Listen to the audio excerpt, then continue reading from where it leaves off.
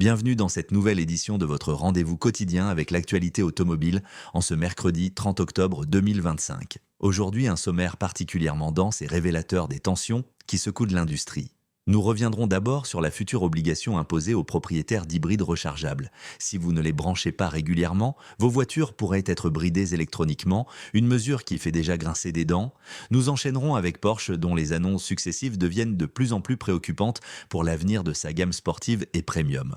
Puis direction Stuttgart également, mais chez Mercedes cette fois, avec les résultats du troisième trimestre 2025 qui confirment une nouvelle dégradation de la situation commerciale du constructeur. Enfin, focus sur Audi, qui s'apprête à prendre une décision stratégique lourde de conséquences, en retirant de son catalogue l'un de ses modèles les plus iconiques et les plus rentables, au grand désarroi des passionnés. Voilà le programme du jour. Si ces sujets vous intéressent, n'hésitez pas comme toujours à soutenir le travail réalisé sur cette chaîne en laissant un like, en vous abonnant et en partageant votre avis en commentaire afin d'améliorer le référencement et de continuer à faire grandir la communauté. Comme je vous le disais, nous allons commencer par évoquer en détail le sujet sensible des voitures hybrides, car la VDA, la puissante fédération automobile allemande, qui représente les intérêts de l'industrie la plus influente d'Europe, vient de formuler une proposition particulièrement étonnante et largement contestée concernant cette technologie. Aujourd'hui, les constructeurs allemands et plus largement européens sont confrontés à un casse-tête monumental.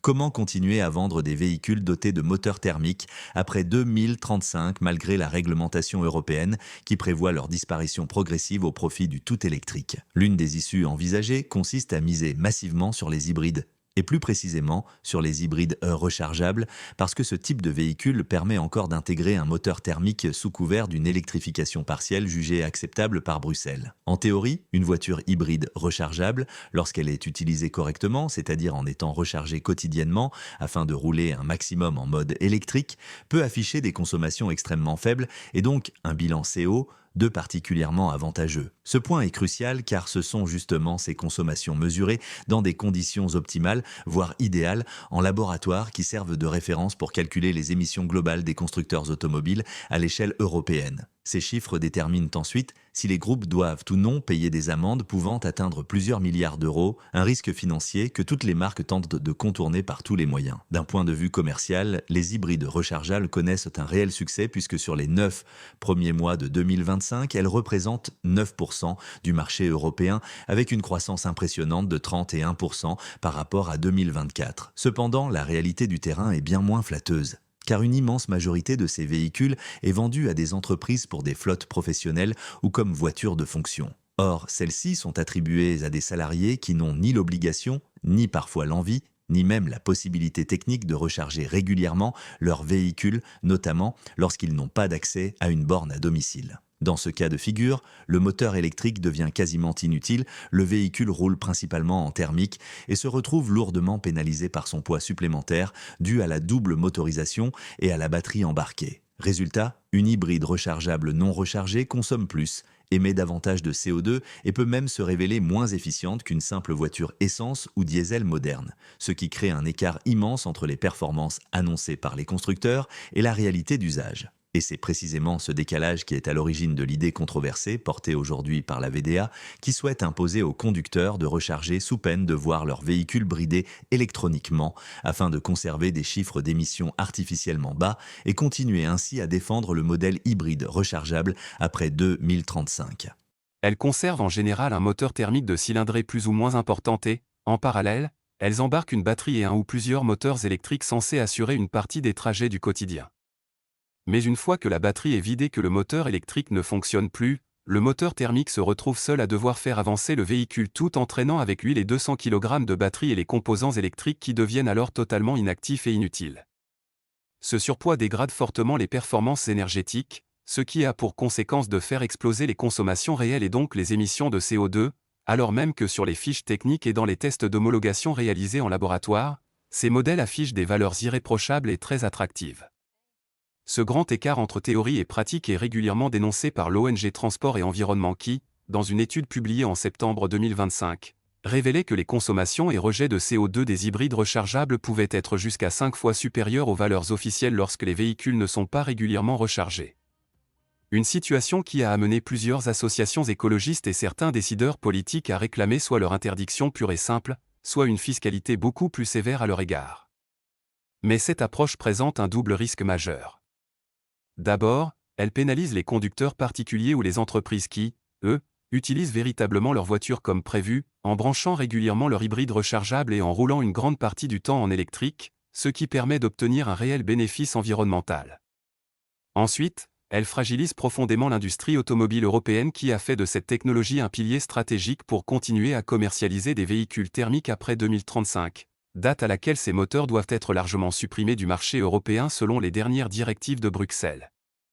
Les constructeurs européens cherchent donc une solution pour encourager davantage les utilisateurs à recharger leurs véhicules et ainsi éviter un discrédit total de la technologie. C'est dans ce contexte que l'on arrive à la proposition jugée totalement aberrante par de nombreux observateurs, celle de la VDA, la puissante fédération allemande représentant les intérêts des fabricants automobiles nationaux qui ont énormément investi dans l'hybride rechargeable. Pour ces marques, cette technologie constitue un levier crucial leur permettant de continuer à vendre des véhicules dotés de gros moteurs thermiques, des V6, des V8 et autres cylindrées performantes qui ont construit leur image, leur prestige et leur rentabilité depuis des décennies. Sans l'hybridation rechargeable, de tels modèles deviendraient fiscalement intenables et disparaîtraient rapidement de la circulation, ce que les constructeurs refusent absolument de voir se produire tant la demande de leurs clients fidèles reste forte pour ces voitures puissantes et statutairement valorisantes. Et la VDA, l'Association des constructeurs automobiles allemands, a présenté cette semaine une proposition qui a immédiatement suscité l'incompréhension et l'indignation de nombreux observateurs du secteur. On pourrait la qualifier d'étonnante, de provocatrice, voire d'aberrante tant elle semble aller à l'encontre de la logique d'usage du véhicule. Libre à chacun de choisir le terme adéquat et de le partager dans l'espace commentaire sous cette vidéo. En effet, pour tenter de trouver un compromis avec l'Union européenne dans un contexte où les constructeurs cherchent à réduire leur bilan carbone tout en continuant d'écouler leurs modèles hybrides rechargeables, la VDA suggère que les futurs véhicules de ce type soient conçus de manière à rendre la recharge régulière obligatoire. Selon cette idée, il ne s'agirait plus seulement d'inciter les utilisateurs à brancher leur voiture le plus souvent possible, mais de mettre en place un système dans lequel l'absence de recharge entraînerait des sanctions automatiques appliquées directement au véhicule. La VDA reconnaît évidemment qu'il est techniquement et juridiquement impossible d'obliger physiquement chaque automobiliste à recharger son hybride rechargeable chaque soir chez lui, raison pour laquelle elle évoque plutôt l'introduction de contreparties punitives. En clair, si un conducteur parcourt une certaine distance sans avoir rechargé son véhicule, le moteur thermique pourrait voir sa puissance bridée ou sa vitesse maximale réduite automatiquement par le système électronique du véhicule. L'objectif affiché est de contraindre tous les propriétaires d'hybrides rechargeables à utiliser l'électricité le plus souvent possible afin que les consommations et les émissions de CO2 réelles restent alignées avec les chiffres théoriques déclarés par les constructeurs. Est-ce que cette proposition vous paraît pertinente ou totalement déconnectée de la réalité du terrain? C'est à vous de me le dire, mais ce sujet illustre parfaitement le climat d'incertitude et de confusion qui règne aujourd'hui dans l'industrie automobile allemande. Je voulais également aborder le cas Porsche dans cette vidéo, car la marque traverse une période qui peut être qualifiée de stratégique mais aussi d'étrangement chaotique. Nous avons déjà parlé de leur situation dimanche et lundi dans d'autres contenus consacrés à l'actualité automobile, notamment de cette chute vertigineuse de 99% de leurs bénéfices en 2025 par rapport à 2024, un choc économique qui remet en question toute leur trajectoire des 10 dernières années. Et comme si cela ne suffisait pas, Porsche vient d'ajouter une mauvaise nouvelle de plus à la liste en annonçant l'arrêt de la production du Porsche Macan thermique à la mi-2026. Cette décision pose un problème majeur, car le Macan n'est pas un modèle anecdotique dans la gamme. C'est l'un des best-sellers de la marque, l'un des piliers de sa rentabilité, celui qui attire de très nombreux clients vers Porsche avec un prix d'entrée plus accessible que le Cayenne ou la 911.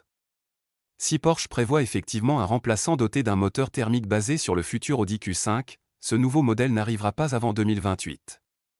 Ce qui signifie, vous l'aurez compris, qu'entre la mi-2026 et l'année 2028, Porsche devra se priver d'un produit essentiel, ce qui pourrait représenter au minimum 1 an et demi de manque à gagner, voire plus encore si le développement du futur modèle prend du retard, ce qui est fréquent lors de projets aussi complexes.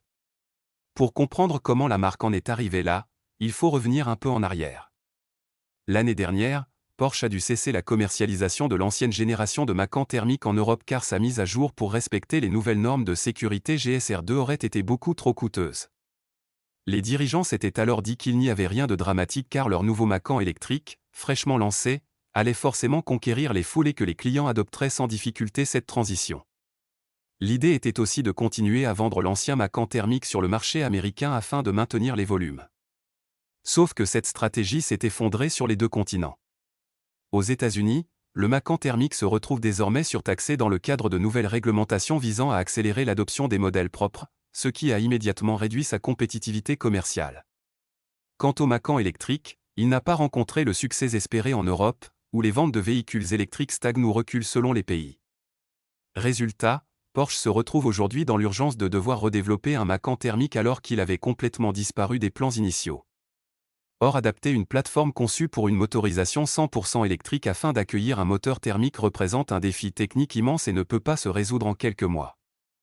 Et puisque les nouvelles ne sont visiblement pas meilleures du côté des autres constructeurs allemands, intéressons-nous un instant à Mercedes qui vient de publier ses résultats du troisième trimestre 2025. Ils annoncent une chute de 30,8% de leurs bénéfices comparés à la même période en 2024. Cette forte baisse témoigne d'une crise qui dure, puisque Mercedes enregistre ici son 9e trimestre consécutif de recul. Ce n'est donc pas un accident ou une simple fluctuation passagère, mais une tendance lourde et très inquiétante pour l'avenir de la marque à l'étoile. Sur le plan commercial, ce troisième trimestre 2025 montre également une baisse de 12% des ventes globales. Le seul point positif, si l'on veut en voir un, est que les ventes de véhicules électriques progressent de 9% par rapport au trimestre précédent, une dynamique essentiellement portée par l'arrivée de la nouvelle classe A électrique. Mais ce progrès est à relativiser fortement car lorsque l'on prend un peu de recul, on s'aperçoit que le volume de ventes électriques de Mercedes est aujourd'hui équivalent à celui du quatrième trimestre 2022, ce qui signifie qu'en presque 3 ans, le marché n'a absolument pas décollé comme prévu. Ces chiffres expliquent pourquoi Mercedes semble faire marche arrière sur sa stratégie produit et a annoncé récemment vouloir renouer avec les modèles d'entrée de gamme, un segment qu'elle avait délaissé au profit d'une montée en gamme ambitieuse, mais désormais jugée trop risquée dans un contexte économique fragile. Et pour terminer, toujours en Allemagne, parlons du cas Audi qui s'enfonce dans une série de décisions incompréhensibles. La marque prévoit d'arrêter la production de son A8 actuel en 2026, cette grande berline de luxe emblématique qui affronte historiquement les Mercedes Classe S et BMW Série 7. Le problème, c'est qu'à ce jour, Audi n'a tout simplement pas de remplaçante prévue pour ce modèle, pourtant essentiel à l'image du constructeur sur le segment du prestige. Les ventes de l'A8, déjà en déclin, ont souffert du manque d'investissement pour maintenir le modèle à niveau face à une concurrence en pleine modernisation, ce qui a affaibli sa position dans un marché très exigeant. Mais cette décision révèle surtout un profond trouble interne. Audi est en pleine reconfiguration stratégique et personne, pas même au sein du conseil d'administration, ne semble savoir quel avenir réserver à ce segment. Suppression définitive, transformation en modèle électrique, repositionnement complet, rien ne semble tranché. Ce flou, ajouté aux difficultés simultanées de Porsche et Mercedes, montre que l'automobile allemande traverse peut-être l'une des crises les plus déterminantes de son histoire récente. Le problème, c'est que cette A8 nouvelle génération devait initialement reposer sur la même plateforme que le futur Porsche Cayenne, un projet censé incarner l'avenir du groupe Volkswagen en matière de véhicules premium et technologiques, notamment à travers une architecture électrique de pointe et un tout nouveau positionnement haut de gamme. Mais le Porsche Cayenne a été purement et simplement annulé il y a quelques mois, conséquence directe des restrictions budgétaires et du recentrage stratégique opéré face à la chute brutale des résultats financiers du groupe. Et sans cette plateforme commune, Audi se retrouve aujourd'hui dans une situation délicate, car toute leur planification industrielle autour de la future A8 reposait justement sur ce partenariat technologique avec Porsche. Résultat, plus personne ne sait réellement sur quoi bâtir cette nouvelle génération de la limousine phare d'Audi, un flou qui retarde l'ensemble du projet et met en danger la présence même de la marque sur le segment du très haut de gamme. Les ingénieurs étudient désormais la solution dite de secours consistant à rallonger la plateforme de la prochaine Audi A6, une option loin d'être idéale puisque cette architecture, bien qu'efficace, n'a jamais été conçue pour accueillir tout le raffinement, le confort et les technologies embarquées attendues sur une limousine comme la 8 qui doit rivaliser avec les références incontestées du marché que sont la Mercedes Classe S et la BMW Série 7. Ce serait donc une sorte de compromis, voire de bricolage industriel, destiné à éviter qu'Audi ne perde totalement pied sur un segment aussi symbolique où se joue une grande partie du prestige et de l'image d'excellence de la marque aux anneaux. Mais cette direction ne convainc pas tout le monde en interne et ce projet est devenu un sujet sensible, presque tabou au sein du conseil d'administration où l'on peine à afficher une vision claire et stable de ce que doit être l'avenir des grandes berlines Audi. D'ailleurs, le contexte actuel rend toute décision particulièrement fragile, puisqu'Audi nous a habitués ces derniers mois à revenir sur ses choix au dernier moment, quitte à annuler brutalement des projets ayant déjà englouti des investissements colossaux. Il existe donc un risque tout à fait réel qu'un scénario similaire à celui de Porsche avec le Macan se reproduise ici, entraînant potentiellement un long trou dans la gamme entre la fin de la production de la 8 actuelle et l'arrivée éventuelle d'une remplaçante, si tant est qu'elle voit un jour le jour. En clair, l'avenir de la 8 n'a jamais été aussi incertain et Audi joue ici une partie stratégique cruciale qui pourrait redéfinir sa place dans le haut du marché mondial.